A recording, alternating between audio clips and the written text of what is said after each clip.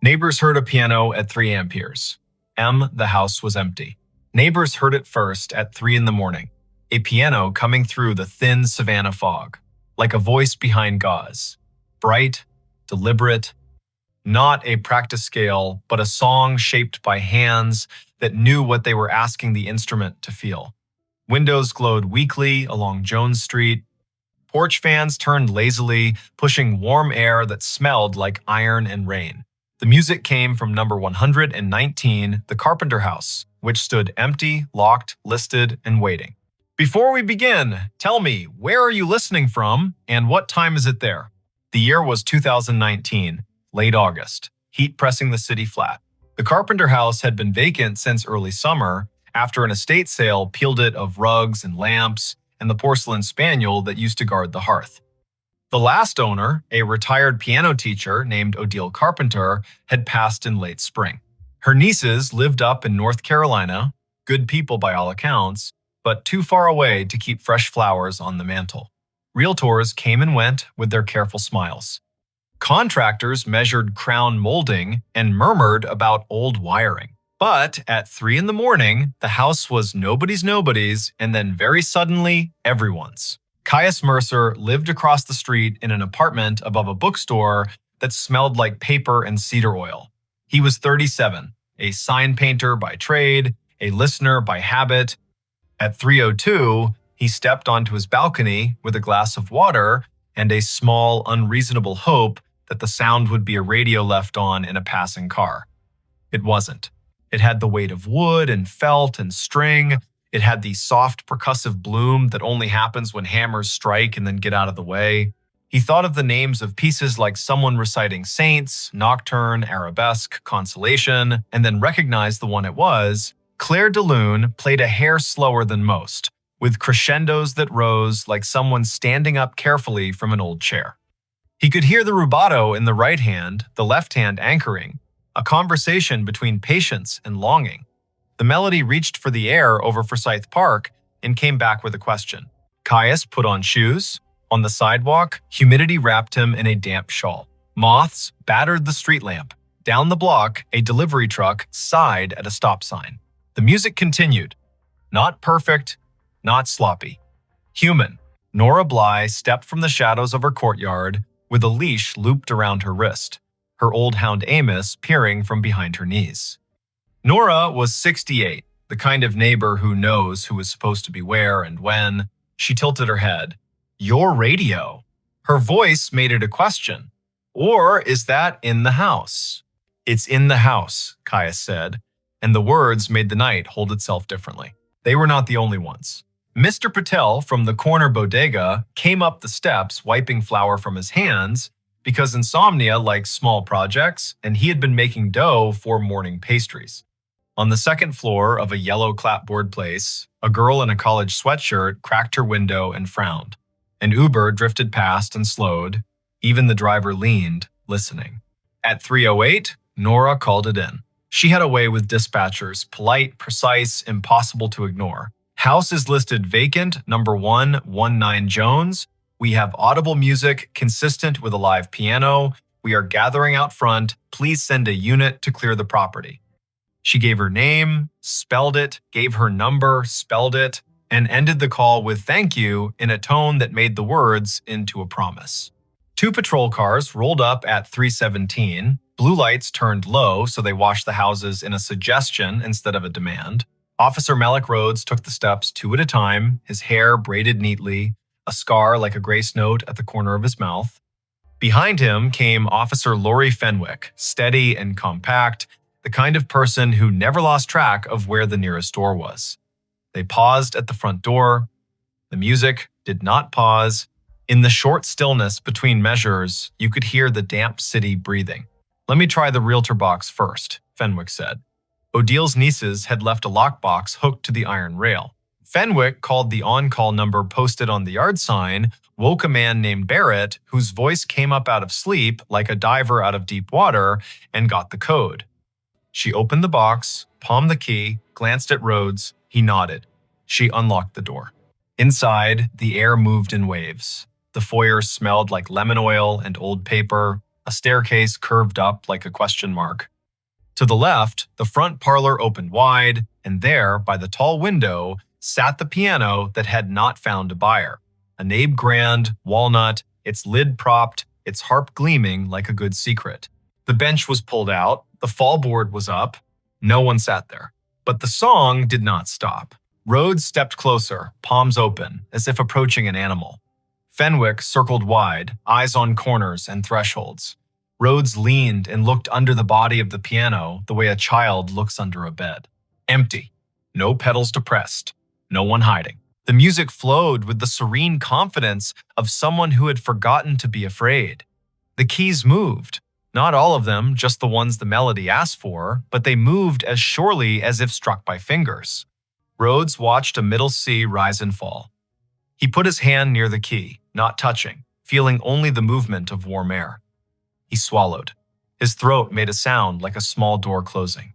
Player mechanism, Mr. Patel whispered from the doorway, half hopeful.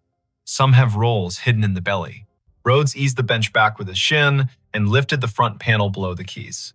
Inside, felted hammers, whips, jacks, springs, everything that makes a grand, no motor, no roll.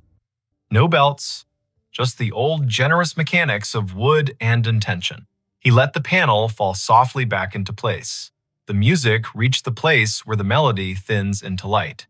Fenwick walked the ground floor with calm hands and an efficient gaze. Dining room empty, kitchen empty, pantry empty, back door closed, latched, chain intact, powder room lonely and clean. Upstairs, a short hall with 2 bedrooms and a study. She went up. Caius waited in the foyer, pulse in his wrists. The house sighed the way old houses do when strangers put weight on old boards. A ceiling ticked. Somewhere a pipe tapped. The piano did not care. It turned a corner into the passage that always lands too beautifully, and Caius felt something behind his ribs try to stand up. Fenwick returned. No one, she said. Windows latched, closets filled with air and dust.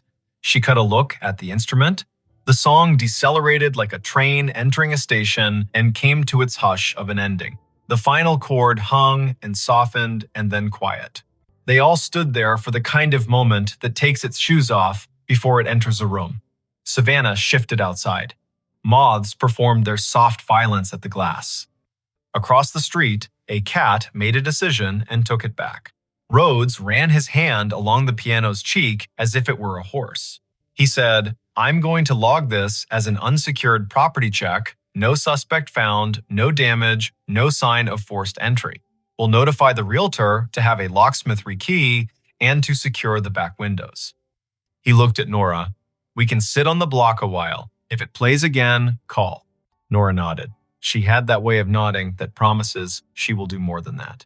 At 4, the block slept with one eye open. At 5, milk trucks wrote their notes on the morning. By 7, Rhodes had told the story to a sergeant who smiled with one corner of his mouth and said, "The city has old bones. Let it have old songs." By 11, Barrett had a locksmith on a ladder checking sashes and pins. At noon, a pair of teenagers in black shirts, tagged with the name of a moving company, carried a rolled rug out to a van and joked too loudly about ghosts the way kids do when they hope fear will think they're busy and pass them by. That night, at 3:01, the music began again. Not Debussy. The opening was older, the cadence stiffer, a Bach sarabande measured like footsteps on a tile floor. Slow, precise, inevitable. Neighbors emerged as if called by the same small bell. Caius took the steps 2 at a time. Nora did not bother with shoes. Officer Rhodes arrived inside 3 minutes, not even pretending he had not parked around the corner to make it easier to be the kind of cop he wanted to be. They found the same room, the same instrument, the same absence of anyone at all. The keys rose and fell, a metronome's mind and a prayer's heart. Rhodes stood at the tail, hand on the rim, feeling the sympathetic thrum in his palm. He mouthed to Fenwick, "You feel that?" and she nodded, jaw tight. When the sarabande ended, there was a brief, polite silence, as if the empty room expected applause. The house had a history, of course. In Savannah, houses accumulate story the way live oaks gather Spanish moss, one breath, and you are clothed in what came before you. Odile Carpenter had bought the name in 1974 with her first real paycheck from the conservatory where she taught. She had trained generations of children to curve their fingers like gentle pals, to count out loud, to breathe through nerves. She had hosted small recitals in the front parlor, little boys in stiff collars, little girls with bows that smiled even when they didn't. Caius knew this because in the weeks after the second night, he took to visiting old Mrs. Beaumont on the next block, who had been Odile's friend since summer dresses cost less than a bus ticket. He brought her ginger tea, she brought him names. Odile did not marry, Mrs. Beaumont said, with the complicated pride some women use to say a woman chose herself. Odile did not need to. She kept afternoons for students and evenings for pieces she wanted to meet again. If you heard music after midnight, it was because her mind had decided to go walking and her hands did not want her to go alone. Caius asked about family, about nieces, about anyone who might have keys. Mrs. Beaumont leaned back. The nieces did right by her. But Odile's real legacy is in the wrists of children, who can now make a room ask for mercy. She smiled. If the house is playing at 3, maybe it's just remembering how to talk. The third night brought rain hard enough to erase chalk from sidewalks. The piano began at 3:04 with something American copland, maybe open and upright as a prairie. The left-hand octaves came like fence posts along a road. Rhodes stood in the hall, dripping on the polished heart pine, and felt the hair along his arms think the thought it thinks before it stands. The sound was too clear, too present, to be a speaker hidden somewhere. He pressed his ear against the underside of the keyboard, reckless and gentle all at once, and listened there. He heard woodworking, felt creak and give. He pulled back and swallowed rain. Fenwick called the lab, not because lab techs solve hauntings, but because she trusted men and women who make their living saying, this is a fact and this is not. The lab sent a sound engineer on the 4th night. He arrived with a small case and an undramatic face, set up microphones, and mapped the way the sound bloomed in the room. He traced it like a weather system. He shook his head, not unhappily. It's a piano, all right. It's hammers striking strings. The waveforms don't lie. He gestured at the action, the fallboard, the keys.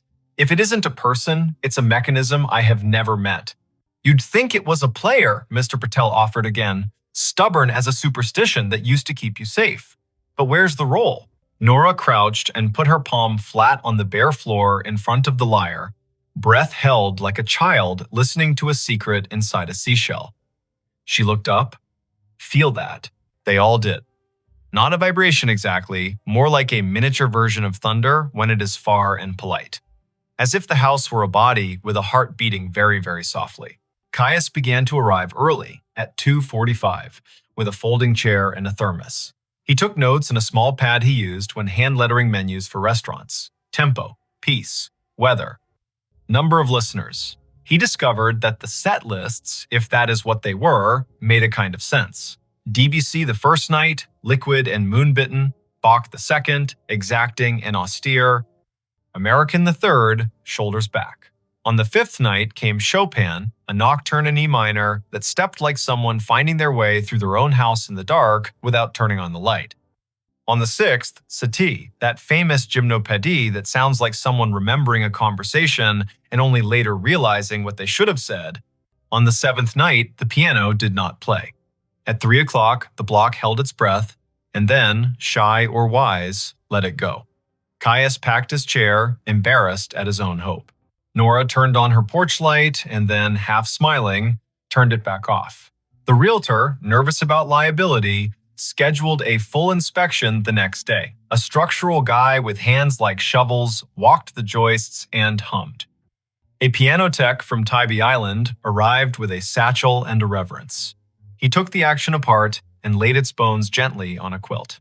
He showed them the jacks, the whippins, the flanges. He pressed dampers against strings, counted, and pronounced the instrument healthy for its age and history. He found only one oddity, and it was not mechanical. Tucked inside the case, caught between the soundboard and a brace, was a small envelope the color of tea. It had been there a long time. On the front, in Odile's hand. For the person who hears it, the room forgot how to breathe for a second. The piano tech handed the envelope to Barrett, who handed it to Nora, who looked at Caius and then at Officer Rhodes and said, "You better." Caius opened it. Inside, one page in a tight, old-fashioned script. "If you are reading this, you are listening," Odile had written. "If you are listening, you may hear what most houses forget to say out loud. I have taught many to count. I have taught some to sing. I have failed some and forgiven myself slowly. I left the piano because I could not bear the idea of it being lonely if I took it somewhere that did not know this air. If it plays when I am gone, let it. If it stops, let it rest. I have, in the middle of the night, heard keys move under my hands without me having asked them to. I have believed this was grief, and then believed it was kindness, and then believed it was just the way wood remembers being a tree. If you must name it, call it practice." The letter ended with a short list of pieces she loved at 3 in the morning and a small instruction in parentheses that was not, in fact, written with those marks, but with Odile's own delicate dashes. "Leave the north window a finger's width open when it is not raining.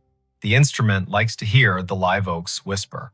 That night, clouds flew low, two hurried to stay. At 2:59, Caius propped the north window, only a sliver, just enough for the air to acknowledge the room. At 3, nothing. At 3:01, the first notes of the Goldberg variations rose and unbuttoned the dark. Savannah kept her manners. Crowds did not gather. People did not shout or film with the kind of greed that makes things smaller. They sat on stoops with mugs. They stood in hallways with their hands around their own wrists, the way people stand with themselves at wakes. The police came when called, then stayed uncalled. Barrett, the realtor, began to arrive too, not because it helped sell the house, but because he had not known a job could include being present for something that did not ask for money. On the 10th night, a woman in a green raincoat stopped on the front steps and did not come inside. She was in her 40s, hair cut short for hot weather, hands with a musician's map of callous and grace. When the piece ended, a Schubert impromptu that made the room softly astonished, she said, quietly, "Odile?" Mrs. Beaumont, hearing it, came in on Caius's arm and said the name, the way a friend says it when the friend is late on purpose. "Juniper Miles," she said, "piano class of 1997, the only student Odile ever called ferocious." Juniper smiled and made a face that admitted both pride and apology. "I left for Chicago and then for everywhere else. I did not come back when I should have. I am here now." She looked at the neighbor. "May I?" The house gathered itself. Juniper sat on the bench, didn't touch for a count of 5, then set her fingers where they had learned once to listen. She played something that did not need a name, the way warm water does not need a name when you have been cold too long. In the middle of the phrase, a note moved that she had not struck. It came into the chord like a clever friend inserting a joke. Juniper laughed under her breath, cheeks wet, and shifted. The instrument and the woman spoke for a while like people who had promised not to argue and then argued anyway and then remembered why they loved each other. It went on for 3 weeks. Not every night, not on demand. Sometimes the house slept. Sometimes the city rained too hard for even ghosts to be heard. Sometimes a siren ran its thin salt line down the block and the piano waited until the sound had passed. Once, in the middle of a storm that made the gutters spit, it played a lullaby Odile had composed for a boy named Manu in 1986 when his mother was sick and he kept falling asleep on the bench. Mrs. Beaumont recognized it and cried without bothering to hide it.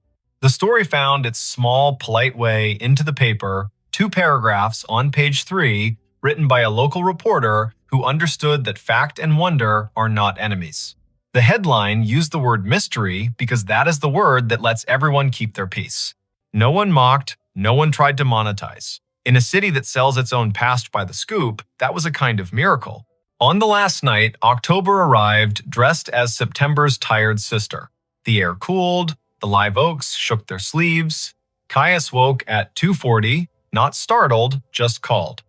He walked across the street, unlocked the door with the realtor's blessing, and sat in the dark. He did not bring a thermos. He did not bring his pad. At 3, the piano did not start. At 3:03, either a 3:05. At 3:07, a tiny sound, not a key, not a pedal, cloth on wood. Juniper stepped into the parlor and took her place. She played the Lighthouse song from someone else's life, then Odil's favorite warm-up, then something Caius could not place that sounded like forgiveness given gently and not all at once. In the second page, a breeze from the north window touched the back of his neck, a key depressed that her fingers had not chosen. Juniper did not correct it. She smiled and let the note belong. When it ended, the city had the particular quiet of a decision. Juniper stood, laid her hand on the fallboard, and moved it down slowly until the keys were covered. She did not latch it. She turned to Caius and Nora and Rhodes and Mrs. Beaumont and Barrett and Mr. Patel and the handful of others who had become the kind of congregation that forms without a bulletin. She said, "There," and it sounded like a benediction. The piano did not play at 3 after that. Not the next night, not the next week, not in November when the air remembered how to be crisp, not in December when wreaths hung and college students went home and someone left a red scarf on the iron gate and no one took it because it looked like it belonged to the fence. The house stayed empty and not empty, listed and not for long, a property and a promise. In late January, a family bought it, a dental hygienist named Leora with a laugh that took the corners off bad news. Her husband, Arlo, who repaired old radios and believed sound should be coaxed and not forced. Their daughter, Elowen 6, who walked into the front parlor, saw the nabe, put both hands flat on its cheek, and said, "Hello," as if greeting a very old dog. Juniper came on a Saturday with a claw-footed lamp Odile had loved and set it by the window without being asked. Sometimes, walking home from the shop, Caius would slow by the gate. He would hear scales around dinner time, small fingers finding middle C, laughter at wrong notes, the stern patience of a mother counting. Once, later than practice, earlier than worry, he heard a phrase of Debussy float through the sliver of the north window and thought, not possessively, but with gratitude, you kept one thing the way it liked to be. Every now and then, at 3 in the morning, he would wake, because the body remembers the hour it learned to lean forward. He would listen. The city would give him what the city gives. A siren's shrug, a train's whisper, the far scrape of a palm frond on a gutter. He would not hear the piano. He would hear instead that quieter, deeper thing, a house that had been asked to keep a story and had kept it as long as it needed keeping, and then, with good manners and a bow, set it down. If you ever pass Jones Street near 3, look up. Someone might be washing a glass, someone might be turning a page. Someone might be dreaming a tune with their hands open on the covers. And in number 119, a girl might be asleep on the sofa with sheet music like a blanket, the north window left a finger's width open, the live oaks telling secrets in a language no one invented and everyone somehow understands. You could say nothing happened here. A vacant house made noise until it didn't. Keys moved and then they were still. Or you could say a small piece of the world did its best impression of grace and a few ordinary people showed up in time to hear it. Both things can be true. Both are enough. Wherever you are, whatever hour your own house favors, if you hear a song that has no source, let it finish, then wait one breath longer than you think you need. Sometimes, in that extra beat, you will feel the floor answer the air the way a body answers its name. And if you cannot name it, if the sensible part of you demands a mechanism, call it practice. Then stand in the doorway and be the kind of neighbor who listens. The babysitter's last text. Who's upstairs? The text came at 9:58 on a wet Friday in early November, the screen lighting the dim kitchen of a craftsman house on Maple Ridge Avenue in the town of Larkspur, Pennsylvania. The babysitter had written only 3 words, spaced as if she had to force her thumbs to move. Who's upstairs? Before we begin, tell me where are you listening from, and what time is it there? Her name was Ione Kestrel, a college sophomore who took evening jobs to pay for studio art supplies and a public transit pass to the city.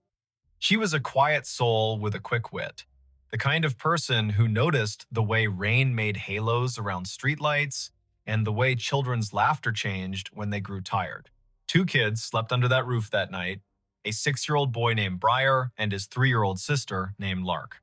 Their parents, Rowan and Maeve Harrow, had left at 7:15 for an anniversary dinner at a restaurant by the river. The year, if you need to understand the way phones hummed and doorbell cameras watched, was 2019.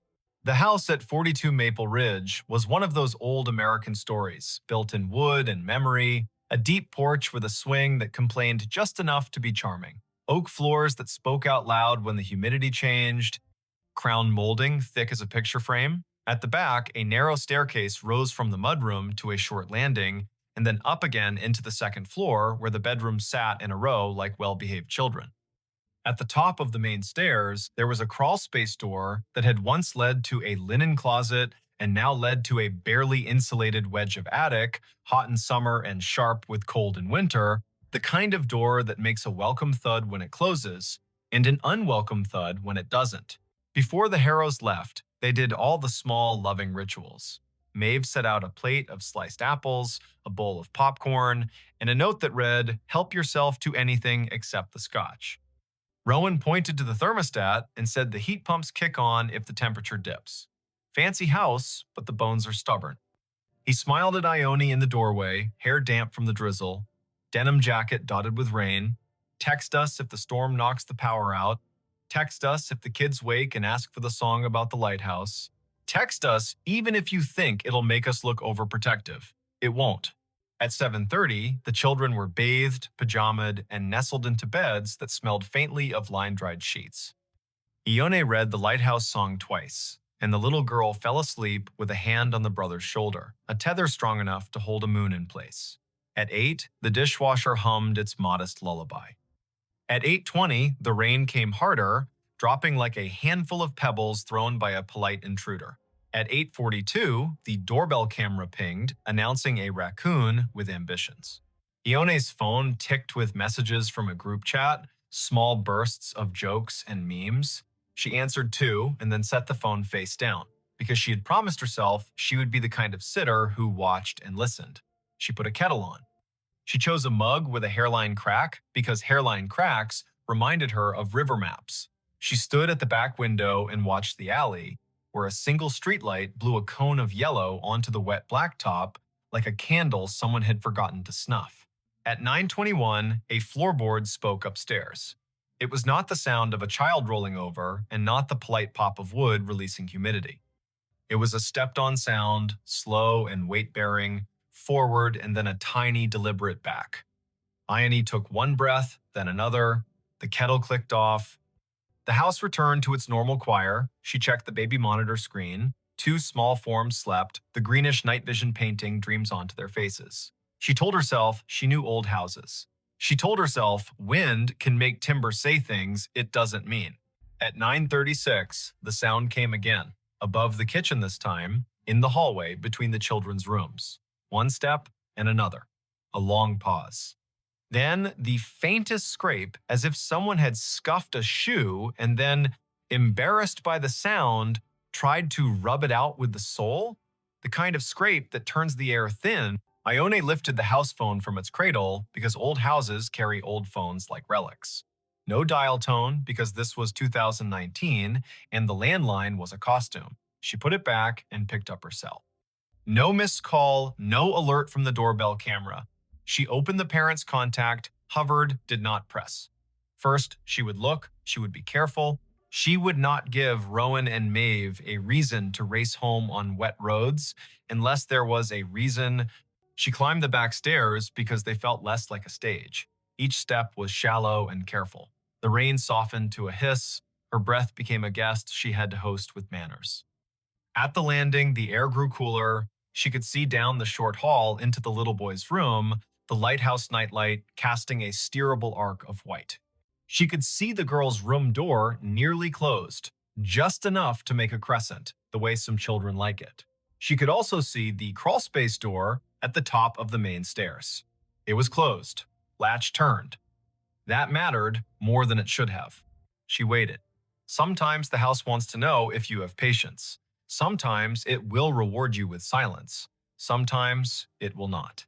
There was a third sound, not a footfall this time, but a breath. Not hers.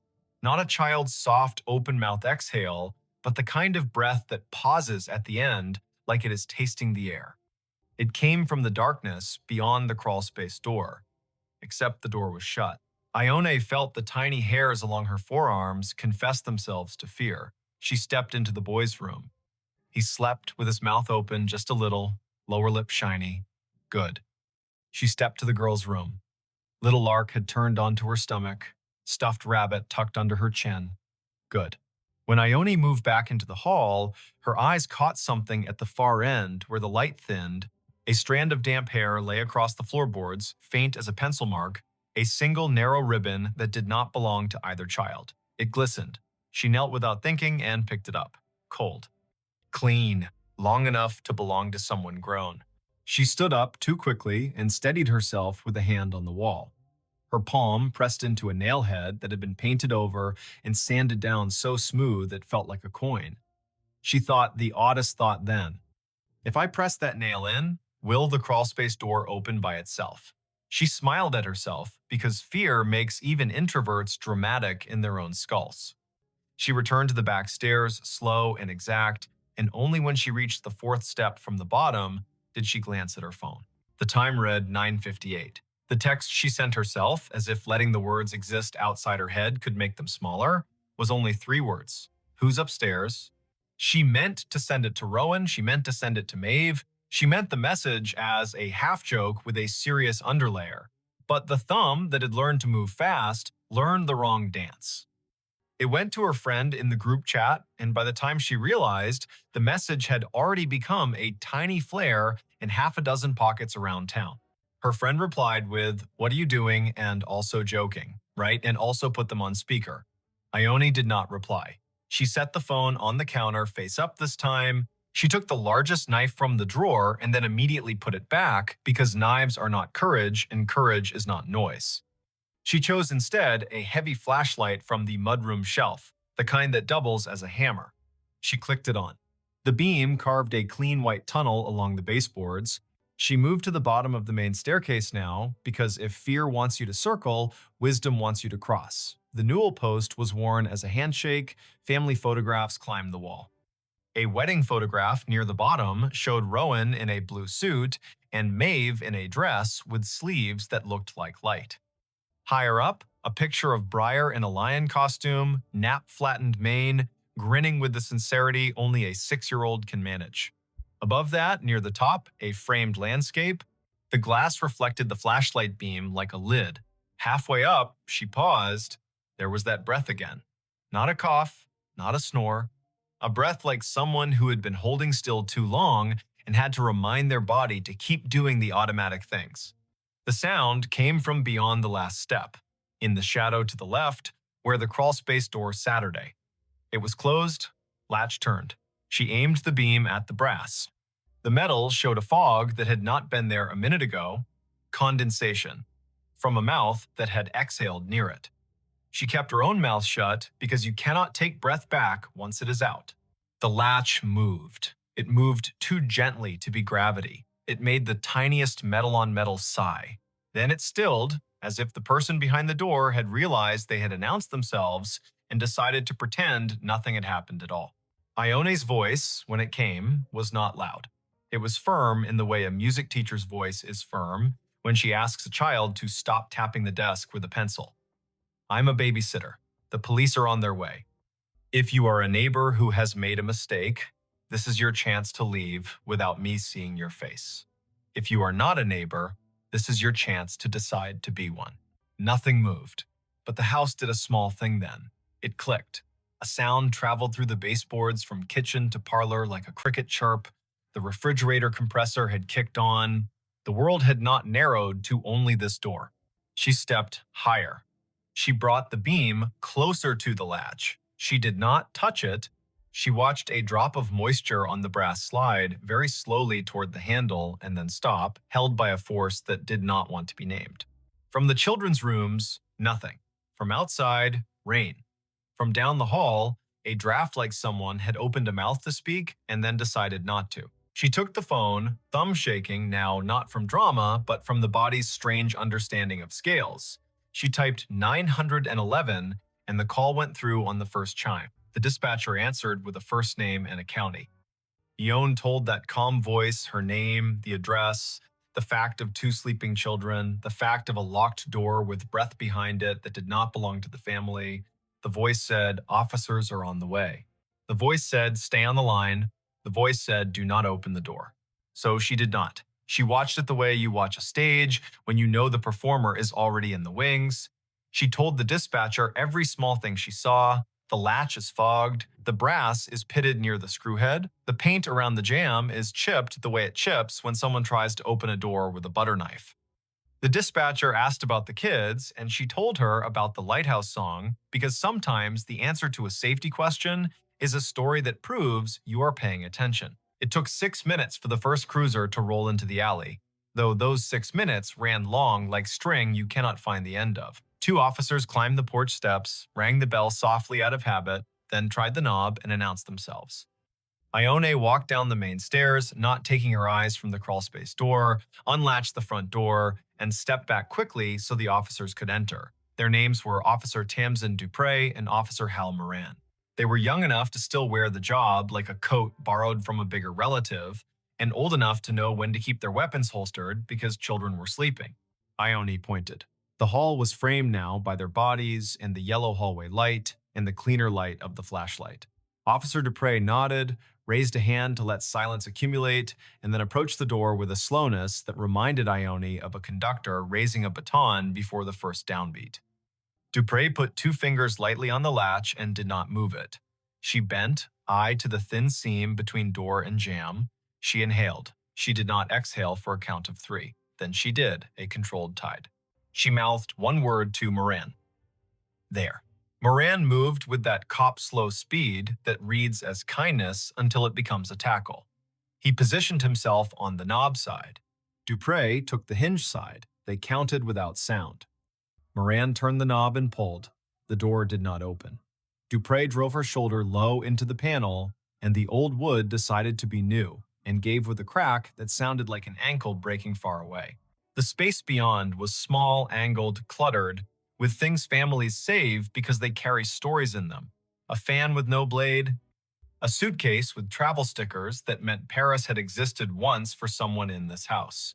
3 plastic bins of children's clothes marked in black marker, a broken chair that had not given up, and a person, folded into the angle between floor and pitch, knees under chin, face turned away from the light, hands empty and ready to lie about it. Dupre said, "Do not move." Moran said, "Show me your hands." The person did not show their hands. They lifted their left shoulder like someone about to stand in a narrow coffin, and then realized there was no way to both stand and not be seen. They kept their face turned. A smell came from the small hot space that was not attic smell. It was sweat and wool and rain and a cologne Ione could not name but would recognize for years in crowds and feel a short-lived lightning in her spine. The person finally shifted enough for the light to catch their cheekbone. Smooth, young, the jawline of someone who still believes they can sneak back to the version of themselves that did not make this choice. Dupre reached. The person flinched, then stilled. Moran took the wrists, quick. Plastic cuffs clicked, and Saturday. The person whispered one word so fast and so quiet, it sounded like a sound and not a word. Please. There are nights when a house rearranges what you know about it. There are nights when law and luck arrive at the same time and dress alike so you cannot tell who deserves the thank you. There are nights when children sleep through the loudest noises and wake to the softest ones. Briar woke when Officer Dupre gently asked Ione if the boy had a favorite song she could sing while they stepped this stranger past his doorway and into a world that would be, for the stranger, smaller and heavier. Ione sang the lighthouse song, the boy rolled over, the girl sniffed twice and then reclaimed her rabbit. The name given at the kitchen table later, with the cuffs off and the hands folded around a paper cup of tap water, was Corin Vale. He was 22, a barback at a music venue downtown, a part-time mover for a storage company on the edge of town, a person whose landlord had changed the lock that very afternoon because rent was late again, and who had wandered past the Harrow's house just after 9, watching rain stencil shadows on the porch. He said the front porch light was off, that the back alley light was the kind that made him nervous because it buzzed. He said he had once done a job in this very house, moving boxes after Maeve's mother passed, that he knew the crawlspace door did not always latch if you pushed too hard. He said all this in a way that sounded like memorized lines. Officer Moran left for a minute and returned with a small bag-tagged chain of custody. Inside, a multi-tool with a narrow flathead blade that would fit under a painted jam and lever it without much damage, a pair of cheap cotton gloves, damp, a folded postcard someone had intended to mail, featuring a lighthouse on the coast of Maine, and a note written in pencil that read, "We are well, love you, see you in December." The postcard had not been addressed yet. Corin looked at the lighthouse as if it had insulted him. "Why?" Officer Dupre asked. "Are you in a crawl space with a multi-tool?" Corin said he wanted to get out of the rain. He said he saw the back door wasn't fully latched. He said he knocked and no one answered. He said he stepped inside to be out of the weather. He said he heard children and then realized he had made a mistake and was trying to hide until he could unmake it. He said he had not gone near the bedrooms. He said he had not taken anything. He said most lies are just a breath away from the truth if you hold the breath long enough. The doorbell camera proved he had never rung. The back door, which Ione had locked after the raccoon, had not been forced, which meant the multi-tool had met the strike plate and learned a new way to talk. The thin condensation on the latch proved his face had been inches from the brass, as if he were listening through metal to weigh his chances. The damp hair on the hallway floor did not match Ione or the children. It matched Corin. The officers did not say poetry out loud, but sometimes evidence makes a poem whether or not you want it. Rowan and Maeve arrived at 10:28, wind-blown and wet, faces open with fear, and then with the specific relief parents make when they count the number of children and find the number unchanged. Maeve thanked Ione, then thanked Officer Dupre, then thanked the kettle for existing because it gave her hands something to do. Rowan walked to the base of the main stairs and looked up at the crawlspace door and put his hand on the newel post like a man greeting an old friend and apologized under his breath to the house for not knowing it needed him tonight. The rain slowed. The streetlight outside defined every leaf as if auditioning them for a brighter job. Corin Vale sat at the kitchen table and looked smaller and then larger and then smaller again, the way a person does when they realize they have chosen a story they cannot revise. He asked for a lawyer then, as was his right, and the night shifted into a new shape with paperwork and phone calls and the sound of zippers on evidence bags. Later, after the officers had gone and the house had been put back in order with all the rituals humans use to convince themselves the world is knowable, Rowan stood on the porch and stared at the street. A car hissed by, tires whispering on wet asphalt. Somewhere, a train declared itself. He turned when Ione stepped onto the porch with 2 mugs of chamomile tea and the brittle, beautiful calm people make after the danger has taken its hands off their shoulders. He said thank you a dozen ways that did not use the word thank. She said, of course a dozen ways. That meant I am shaking on the inside, but I am still here. Maeve joined them, the porch light warming the edges of her hair, and the 3 of them stood in a small triangle like a warning sign no one else would read. When Maeve spoke, her voice had a new floor under it. We will change the locks. We will reinforce that door. We will move the postcard basket. We will install a sensor that turns on a light at the slightest motion. We will do the things that let us sleep. Ione nodded and did not say that sleep would come with its own sounds now. The sound of a breath behind a door. The sound of a latch fogging. The sound of a floorboard speaking the truth. There is a detail the police report will not mention because police reports must make simple lines out of crooked nights. At 9:59, after sending the text to the wrong chat and before calling emergency services, Ione leaned her forehead against the cool plaster of the stairwell for the space of 1 heartbeat. She whispered something that was not quite a prayer and not quite a promise. Okay, if someone is up there, I will not be the person who opens the door and invites them in. I will be the person who names the danger out loud. Sometimes that is the whole difference. Not bravery that charges, but the steadiness that refuses to be tricked into being polite to danger. The next morning, the November sky tried on a bland blue and liked it. The town of Larkspur went back to the work of a Saturday. Kids in hoodies kicked at leaf piles. The bakery line wrapped twice around the counter. A woman in a gray coat standing by the river thought the water sounded like someone ripping silk very slowly and wondered who she would tell that to.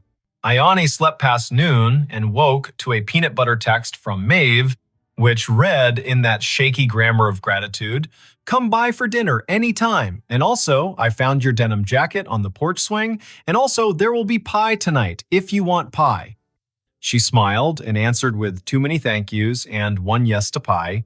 She showered longer than she needed to, stood still in the water in a way that made time into a warm curtain, then dressed in gently clean clothes that smelled like detergent and a future.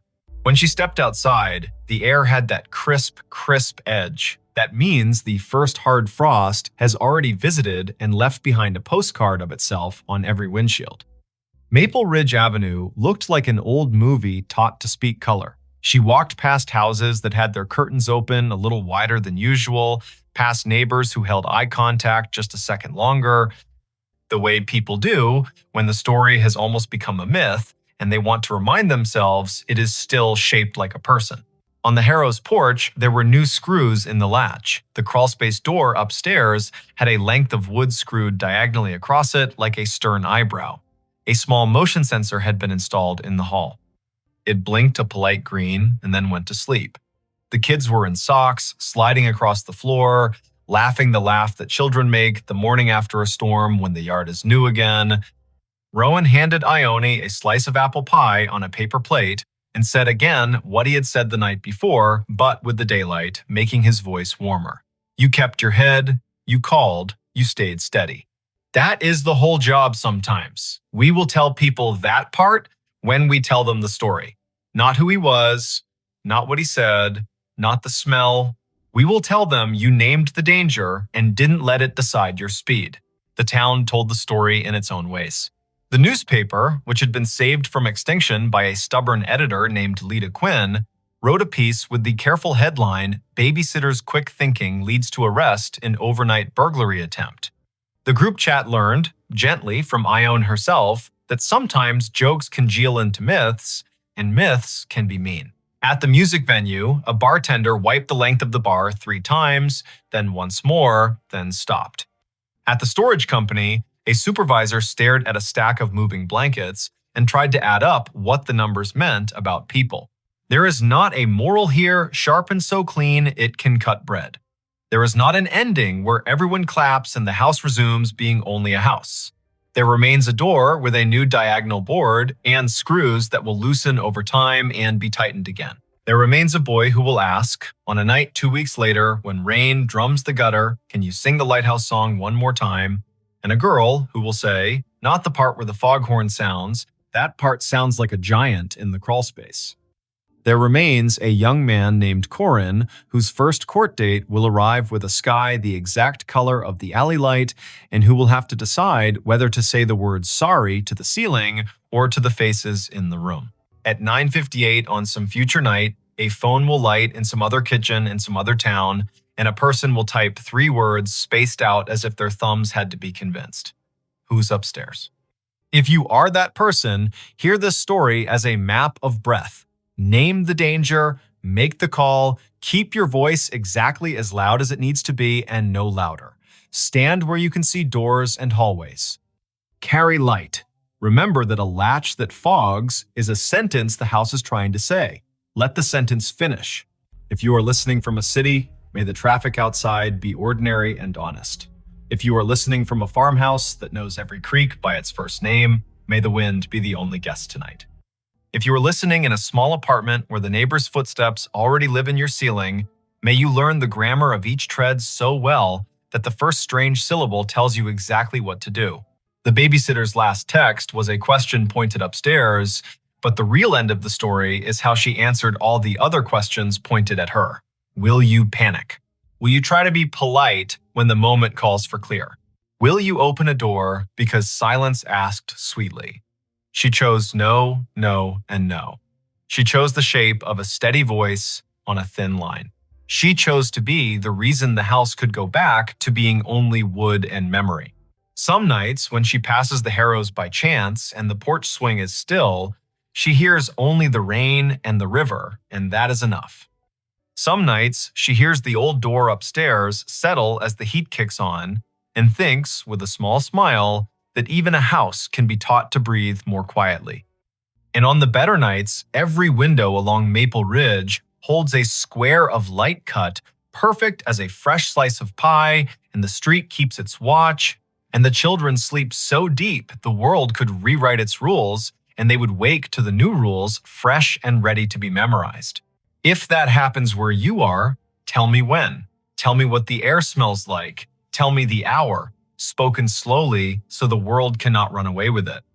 Tell me if the latch on your upstairs door is dry and dull or a little fogged from someone's breath. Tell me if you are holding a mug with a hairline crack that looks like a river map. Tell me if the house has taught you any of its words.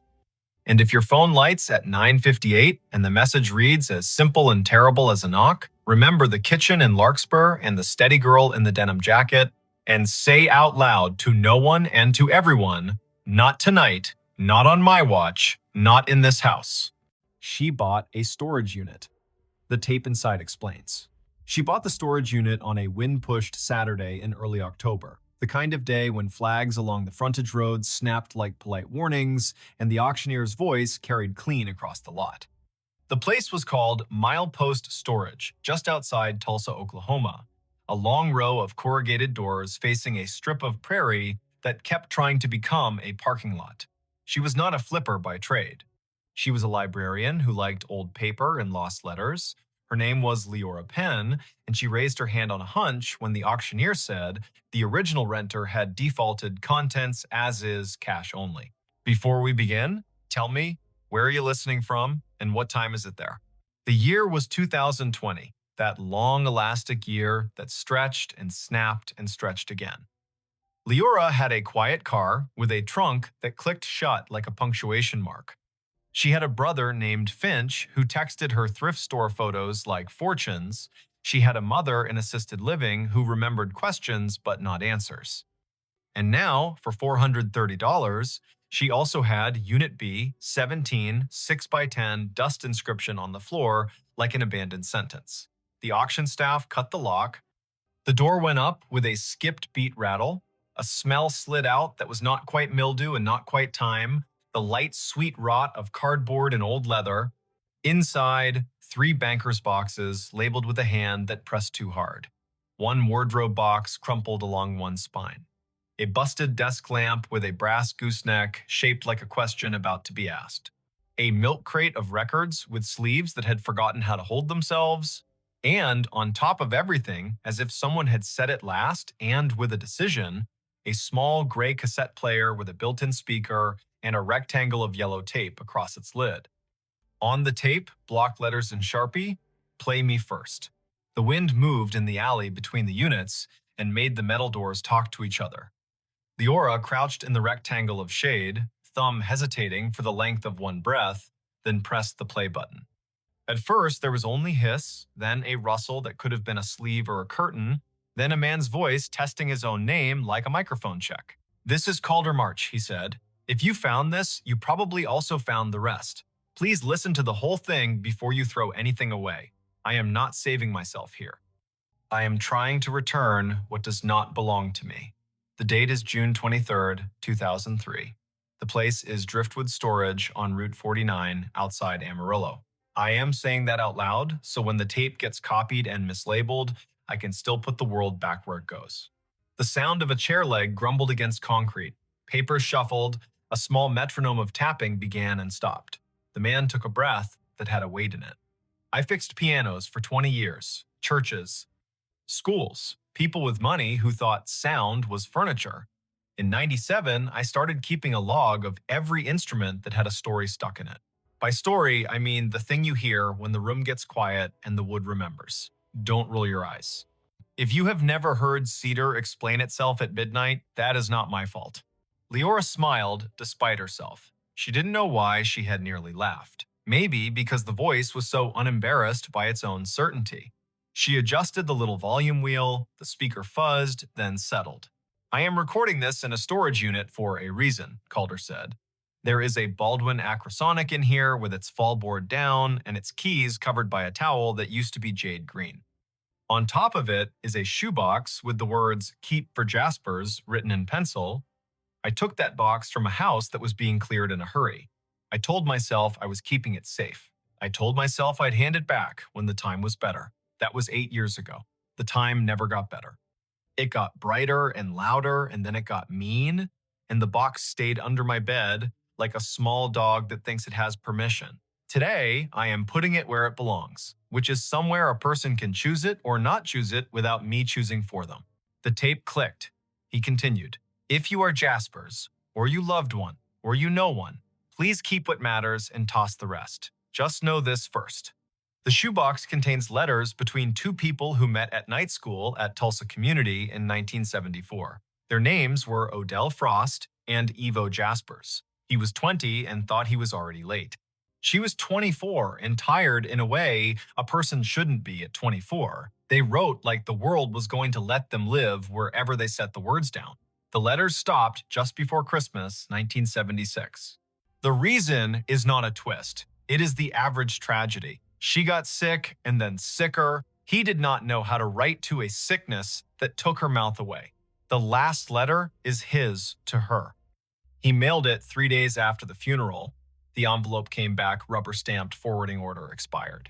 It sat in a house for 2 decades until I was tuning the family's Kimball, and they told me to set aside anything sentimental for the dumpster. And you see, I have a dumb belief that paper should be read before it is burned.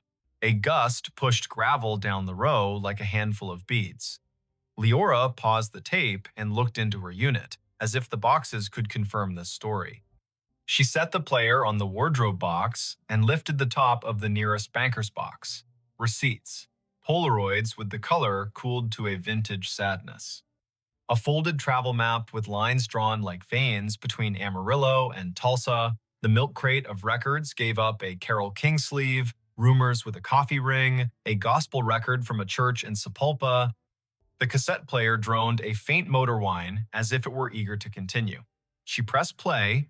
Ivo, Calder said, shifting into the second person, like someone who has been telling a story too long to keep pretending he isn't inside it. If you're listening, I kept something that was not mine because I thought the world would eat it. I am an idiot in exactly that way. I am also your accomplice now if you want me. In the bottom of the box, you'll find a tape that isn't this one.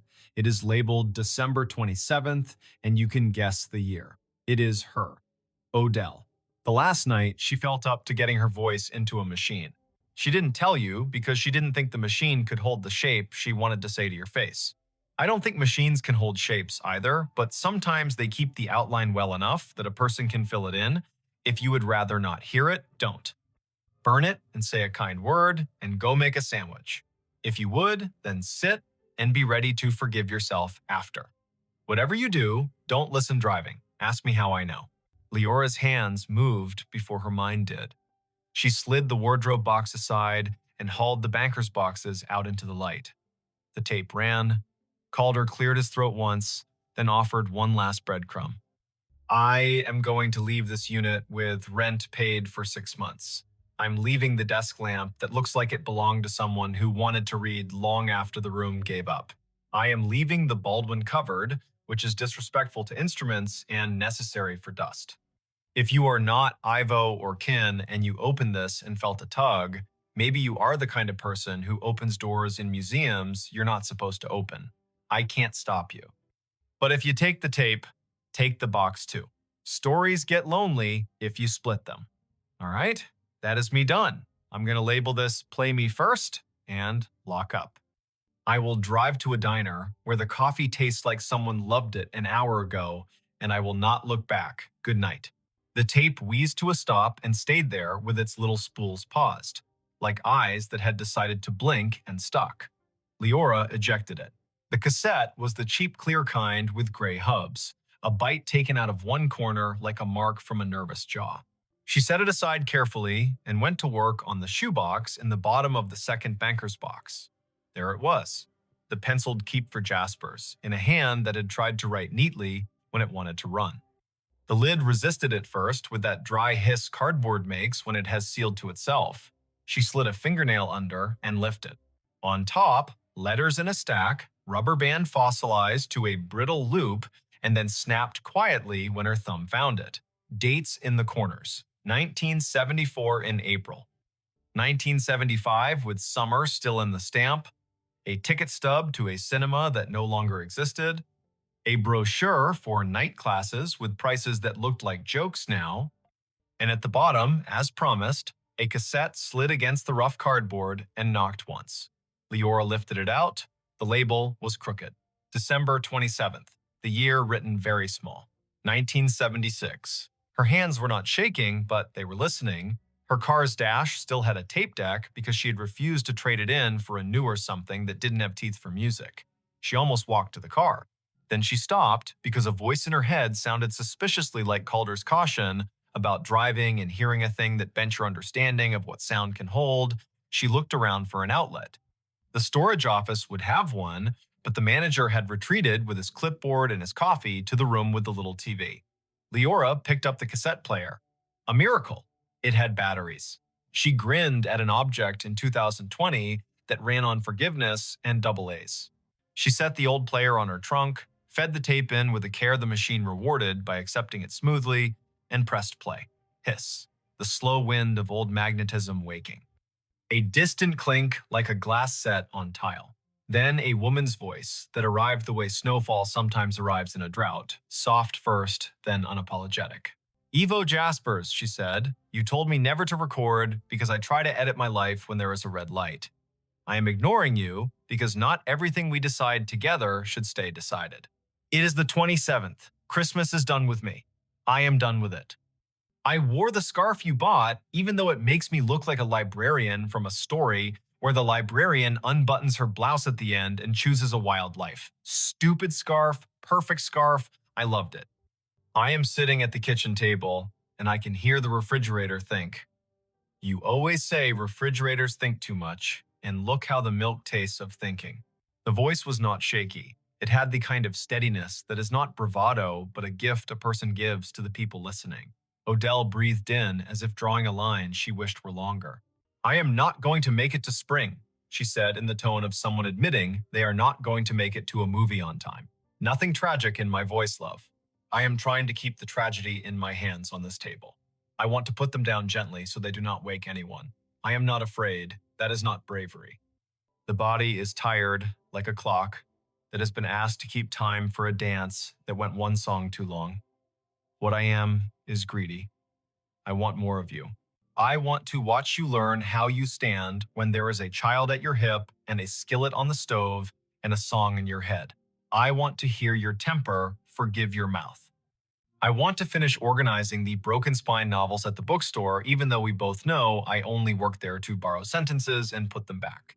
But a person doesn't get to want and get in the same breath.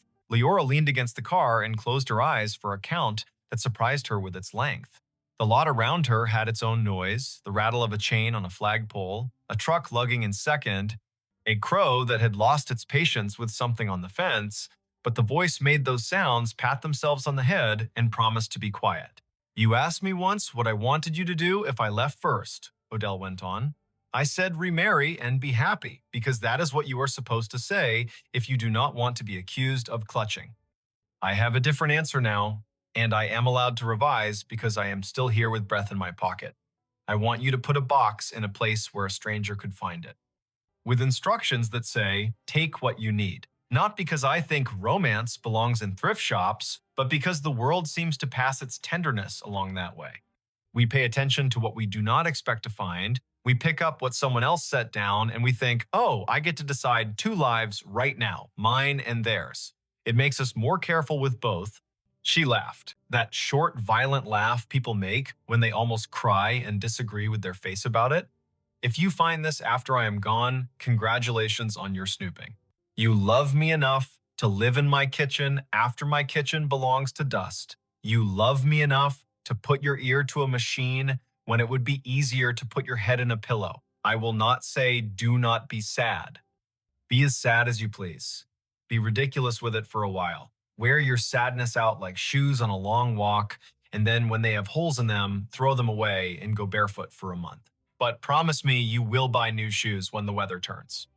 Promise me you will keep a stove fuel canister in your car because someday you will offer it to a stranger at a trailhead, and this will be the way the world returns. Something I am stealing right now by leaving. The tape made a small, warbly sound as the tension shifted, then continued. Listen to me bossing you around, Odell said, fond exasperation in the syllables. I am going to put this tape in a box with letters you never saw. You called me a magpie when we met, and look, all I have collected are words and ticket stubs. The letters are mostly me, because you hated writing on paper that did not have music staves, and you did not think words would stay put if they could not sit on bars. The last letter is yours. You wrote it inside your head, and will write it later with a pen. The pen will do its best, the paper will do its best. Here is the part I cannot make neat. I want you to leave the box somewhere you do not own. A storage unit, a church basement, the free shelf in the back of the bookshop.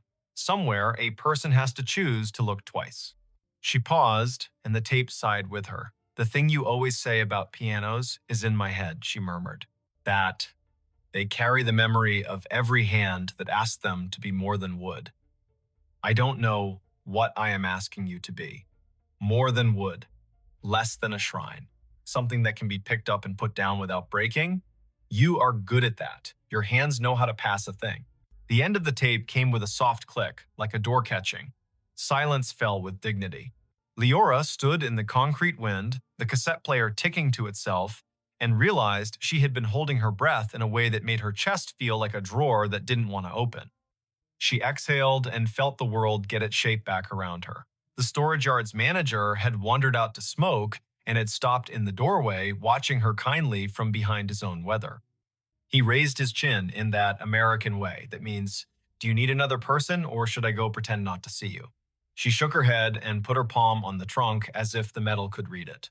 The letters in the shoebox were not neat. They were fierce. They were church and break room and bus stop and laundromat. They were written on grocery lists and margins of community college handouts and the backs of band flyers. They smelled like every hand that had held them, plus cedar dust and a sweetness that might have been someone's perfume from a life that had learned to be generous with its molecules. Leora read the first one standing there in the wind and then had the sense to stop. Some reading needs a table, a glass of water, and a chair that learned patience. She loaded the car with a librarian's Tetris, slid the cassette player into the passenger footwell where others might put a tiny dog, paid the auction manager who counted cash with a resigned gratitude, and drove to the house where nobody waited for her, the kind of vacancy that makes room for new things and also makes the old ones echo. Night arrived in the square way it arrives in October on the plains. Leora made tea and wrapped her mother's Afghan around herself in a way that would have made her mother tut with approval. She set the shoebox on the kitchen table and arranged the tapes and letters like she was about to catalog them and would not be punished if she took her time. She allowed herself 3 letters, then the rest tomorrow. It became 4, then 5, then midnight, then 1 in the morning with the lamp glass warm and the tea cold. Odell wrote like a sparrow sings, plain and suddenly cruel with truth. I have not learned how to trust a day that stays good, she wrote in early summer. And then, in late autumn, I am practicing believing you when you say soup counts as dinner. She wrote about the bookstore where old men argued kindly about baseball and pretended to forget to leave so they could be told to stay. She wrote about the night school classroom that smelled like pencils and tired. She wrote about a piano in a church basement with 2 keys that hung back like shy children, and the way Ivo tuned them like he was begging the room to promise to be itself. Ivo appears in the margins of the letters. The way the person a letter is written to appears without ever entering the room. He is funny the way people are funny when they are not trying. He is a fixer of everything except his own habit of leaving tools where he used them last. He wants a straight answer from the future and refuses to ask the question politely. He plays blues in E and refuses to apologize. He brings home oranges when money says no because the taste of an orange is the opposite of a mistake. The last letter was his, and Leora saved it for the last. Don't make it tidy, she told herself, and read it anyway with a kind of fear that felt like jumping into water she already knew was cold. Odell, he wrote, the loop of his J from her surname cutting clean across the top line. Today, the mailbox understood time better than I did.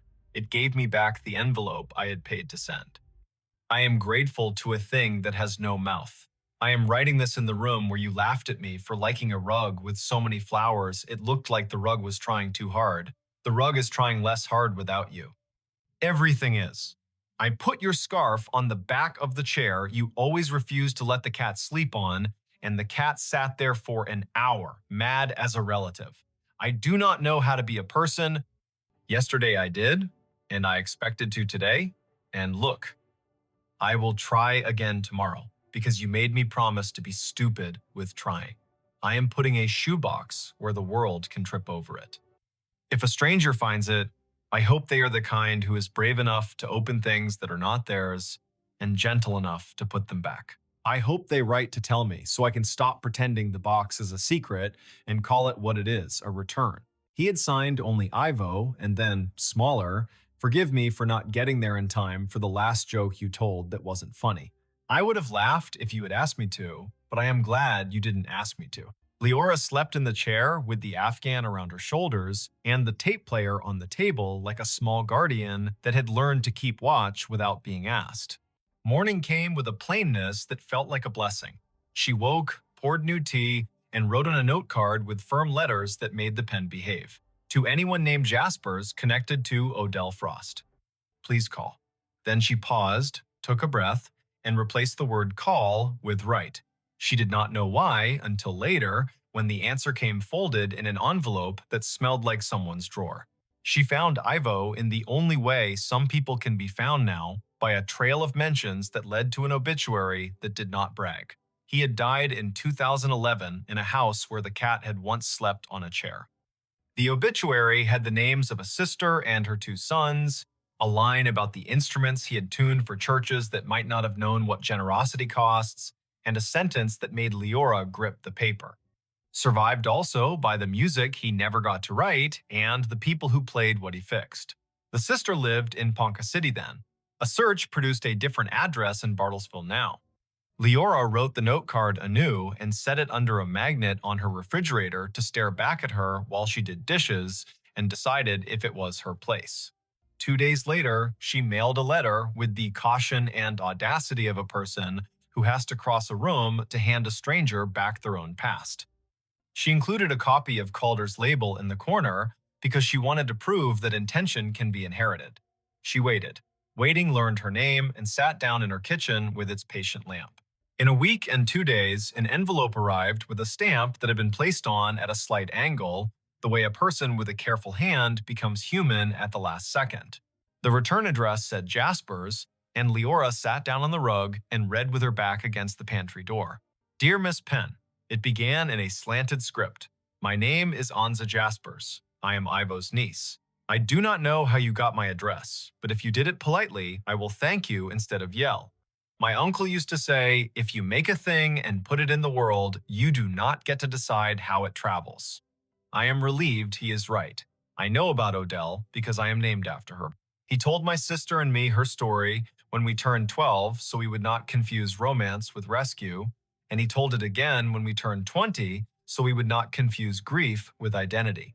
He had a box. We never saw inside it. He kept it under his bed like a grudging god. When he got sick, he told me there was a man named Calder who once did a kindness and a theft at the same time, and that someday the box might return the slow way. If it came, he wanted me to write back to the person who carried it, so I am writing. Tell me what you have. Tell me what you want me to do. If this is a joke, I will forgive you, because it would not be a funny one. Leora wrote back with copies of the first pages, careful not to let her own hunger make her rude. She offered to drive. Anza wrote back the next day with a time and a pot roast menu, as if there were no other way to do this than to feed someone. The drive to Bartlesville took the length of an album and a half, which is not how a librarian measures time, but this time it was. The clouds lay low and thin like a sheet pulled over a lamp. Leora parked in front of a house with white trim that looked like it had been painted by a person who knows how to steady a brush by leaning against the ladder. The door opened before Leora knocked. A woman in her 40s stood with her hands already out. not for an embrace, but for a receipt that weighed more than the shoebox. Behind her, a man waved from the kitchen. The smell of onions and thyme made everything gentler.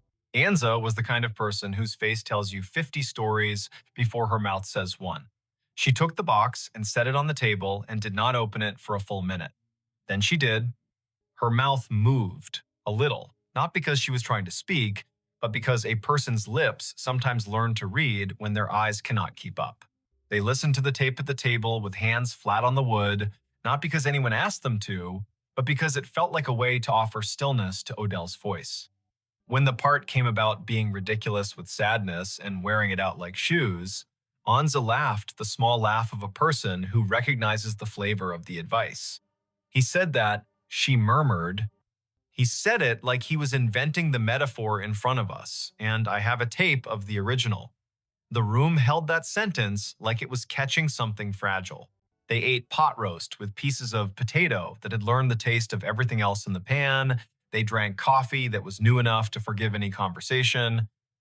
They opened the box and took out letters with their hands, like museum workers without gloves. They spoke names like they were calibrating a piano, tuning each syllable until it answered back.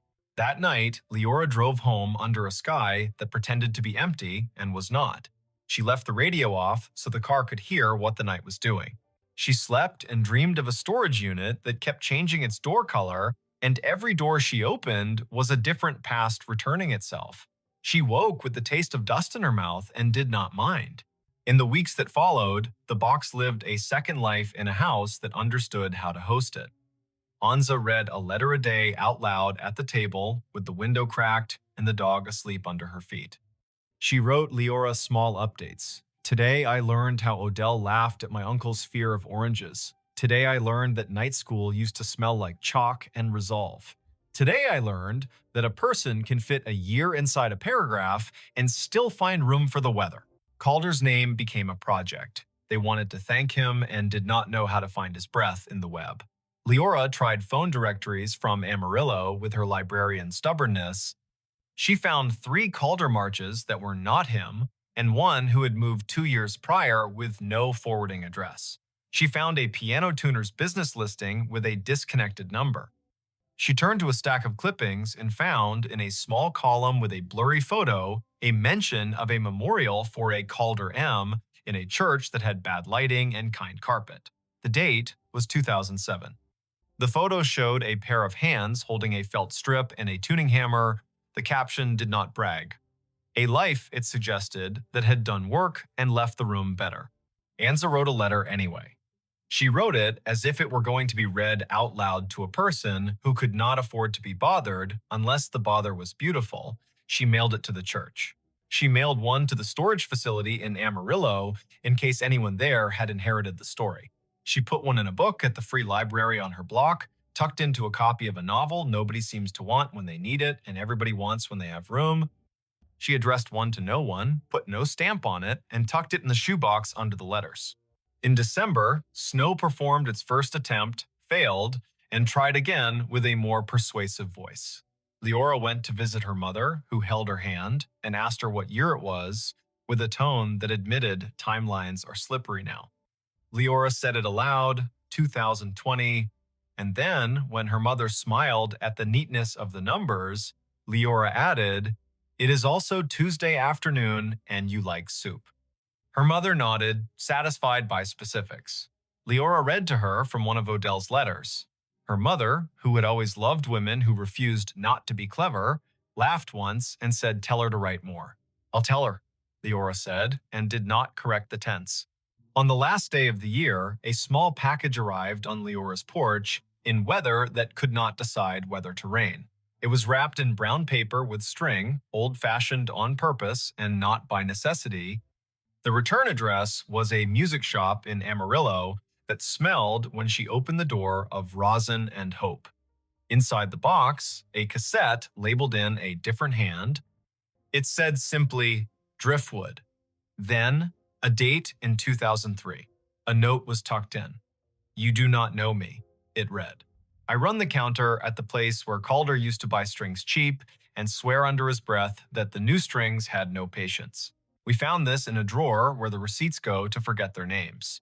He left it here the week the storage unit auctioned off his things. He told me to hold it for a person who would ask nicely. No one did. Maybe you are that person. She put the tape into the player with a care that made the table hear it. The hiss began like a tide. Calder's voice arrived. Older or tired, she couldn't tell. He spoke as if he had skipped the first parts he usually said because he felt he owed a different kind of sentence. If this is Leora or Anza or someone else kind who made room for a box to travel, listen. I wanted to write a clever instruction for how to put things back. I do not have one. The closest I have is this. When you find a story mid-sentence, do not add your name to the end like a signature. Put your name small in the margin as a witness, then hand the page to the person whose life it is and let them choose their own pen. He laughed softly, like a man who had decided to stop scolding himself and was enjoying the quiet. The Baldwin in Unit B17 has a hairline crack in the bridge that will not keep it from speaking if someone loves it anyway. Pianos are like that. People are like that. You will think you have to fix the crack to deserve the music. You do not. You will think the crack is the point. It is not. The point is that the thing still says what it came to say. The tape ended without drama. Leora sat in her kitchen with the shoebox open and the lights soft and the winter outside, pretending it would not ask for more heat. She took out Odell's last tape and listened again, not to study, but to keep a promise to let a voice use the room. She held the letters that had traveled across years, and storage fees and dust and a man's guilt. She smiled down a hallway of time toward a piano she would never see. In February, Anza sent a photo. It was the Baldwin, its towel folded and placed properly, its fallboard up, a vase of eucalyptus on the far end because some leaves talk quieter and longer than flowers. The caption said, "It holds tune better than it should." Anto would have called that grace. The next photo was a child's hand, Anza's daughter, pressing middle C like a doorbell. The next, a dog asleep under the bench. Spring learned its way up from the soil. Leora took the empty cardboard from her unit to the paper recycling, and the man there told her his mother had kept a box of napkins with love notes on them that the family found when the house had to forget them. People put thoughts anywhere, he said, and laughed a little as if proud of humanity's mess. She kept the cassette player. She kept the first tape that said, "Play me first," and the second that said December 27th because some objects become addresses. She kept a copy of one letter that had a sentence she recited on days when the library had more books than hands and more requests than hours. The sentence was Odell's, and it said, "I do not write to be wise. I write to leave a door open in case someone needed that exact door today." On a June morning with thunder stacked like books no one had time to read, Leora pulled into milepost storage for the last time. She slid her unit door up, empty, except for the desk lamp that curved its brass neck, and asked if she was sure. She plugged it in and turned it on, and the light made a small pool on the concrete like a confession. She left it on for a minute because objects appreciate ceremony even when they pretend not to. Then she turned it off, marked the unit clean on the clipboard with a pen attached by a chain, and dropped the key into a mouth that had swallowed thousands before. On the drive home, she passed a church sign that had not changed its advice since she was small. Be kind. Everyone is fighting a hard battle. She would have rolled her eyes at 12. She nodded at 40. At a stoplight, a man held a cardboard square with letters that tried to be neat. Need help, it said, and then smaller. Not a bad man, just a broke one. She handed him the rest of her change, and a bottle of water she had known would be asked of her eventually.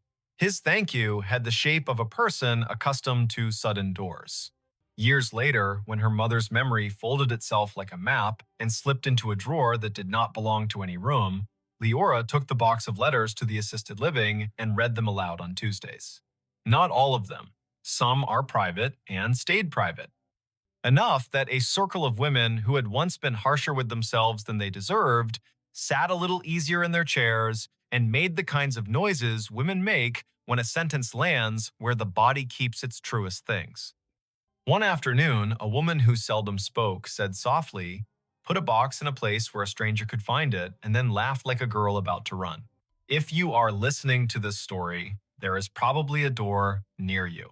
A cupboard, a glove compartment, a drawer that has learned patience by becoming cluttered.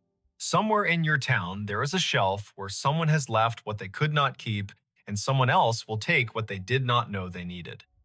If you have a tape player, wind a tape with your finger and feel the old physics still answer. If you only have your voice, use it in a room at 2 in the morning and see if the wood answers. If you have a box, consider putting it where a stranger could find it. Write on the lid in pencil so the world knows it can edit. There was no twist here. No ghost in the unit except the ordinary one that lives in paper and insists on teaching us how to carry each other a little farther down the hall. The man who took what was not his did not profit.